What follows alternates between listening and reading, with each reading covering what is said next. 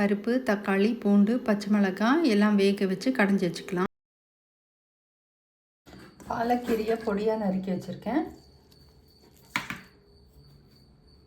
பொடியாக நறுக்கின வெங்காயம், பூண்டு, பச்சை மிளகாய். தாளிக்க தேவையான கடுகு, கடலைப்பருப்பு, உளுத்தம்பருப்பு, காஞ்ச மிளகாய்.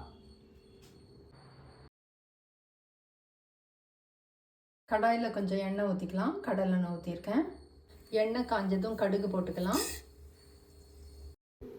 கடுகு வெடித்ததும் கடலைப்பருப்பு, உளுத்தம்பருப்பு சேர்த்துக்கலாம்.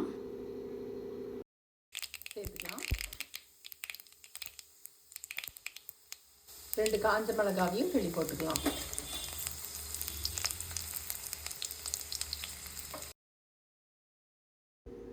கொஞ்சம் நல்லா வதங்கட்டுங்க. போதும், இப்போ ஆயிடுச்சு. இப்போ வெங்காயம், பச்சை மிளகாய் சேர்த்துக்கலாம்.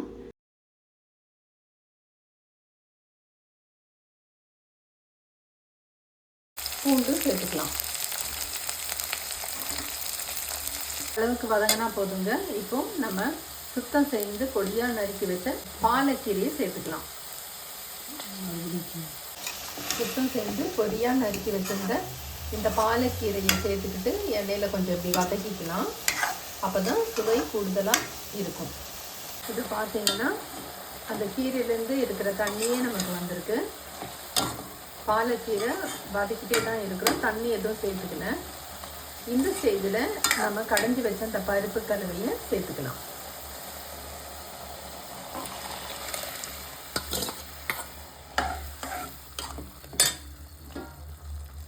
இப்போ போதுங்க, ஒரு கொதி வந்துருச்சு. இப்போ தனியாத்தூள் ஒரு ஸ்பூன் சேர்த்துக்கலாம்.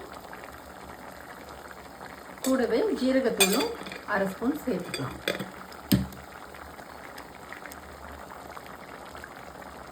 அவ்வளோதாங்க. இந்த தனியாத்தூளும் நம்ம ஜீரகத்தூளும் சேர்த்துருக்கோம். இது இன்னும் கொஞ்சம் சுவையை கூட்டி கொடுக்கும்.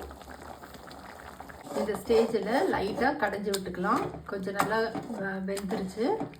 இப்போ அப்படியே லைட்டாக அடுப்புலையே வச்சு கடைஞ்சிக்கலாம். கடையிறதுக்கு முன்னாடி 2 பச்சை மிளகாவை தனியாக எடுத்து வச்சுட்டோம் அதுலேருந்து. ஏன்னா காரம் ஜாஸ்தி இருக்கும். ஏற்கனவே வரமிளகாவும் போட்டிருக்கோம் இல்லைங்களா? அந்த வரமிளகாயெல்லாம் சேர்த்து தான் கடையிறோம். 2 பச்சை மிளகாவை தனியாக எடுத்து வச்சிடலாம். இப்போ கடைஞ்சாச்சு. இப்போ இறக்க போகிற நேரத்தில் நம்ம கொஞ்சோண்டு தேவையான அளவு உப்பு சேர்த்துக்கலாம்.